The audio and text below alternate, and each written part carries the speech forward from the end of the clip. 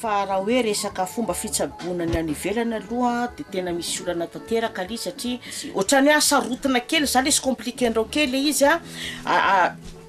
misy zany zavatra ozy sahala amin'ny hoe fanafody na ravikazo tsy azo entina mandeha mivoaka ivelany nefa fody manana ny anazy tokoa zany tsika eto raha par rapport ny any satria ny fanafody ampiasaina any fanafody tsy haiko ohatrany hoe mbola lanany amin'ny tendrombohitra ohatrany hoe zavatra mbola sarotra nefa ny olona any ihany koa nefa raha vao mahafantatra hoe malagasy hoe tsika avy eto Madagasikara no hoe andeha hitsabo any na hoe anao asa any tonga de ohatrany hoe manana fitokisana tanteraka ny olona avy ety Madagasikara ny olona avy amin'ny faritra ohatra satria raha ny olona ao tsy mifankatoky ihany koa miresaka ny asany na resaka le matériel ampiasaina fa ny antsika ty no tena hoe efficace kokoa ny antsika ty zany atao hoe andrandray ny olona tokoa ary ny olona ohatrany hoe mangetaheta ny fatongava antsika malagasy hiasa any amin'ireo any amomba ny fitsaboana nentim-paharazana raha hoe fomba fasarotany ana zany vonetina zany le ana rehetrarehetra fanafody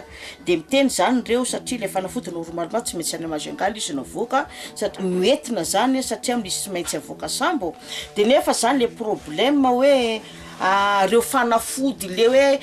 fanafody tsika malagasy eto zany na de hoe tany malandy anankiray fotsiny aza nefa hoe hoentina hanasitranana olona tsy mahazo mivoaka ozy izy eto Madagasikara nefa inona ary no entinao andeha hiasa raha ohatra ka tsy afaka mivoaka aminao miaraka aminao ihany koa ny entananao satria anao tongany tsy hoe andeha hitsangatsangana ohatra zay fa asa no tokony ho ataonao manana taratasy ara-dalàna aloha zao raha ny ara-taratasy koa satria zao manana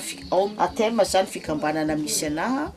de manana taratasy ara-dalàna zao hoentiko hitsaboko ny olona hoe carte ko avy any amin'ny fikambanana manazava tanteraka fa zao anatin'ny fikambanana ara-dalàna fa tsy hoe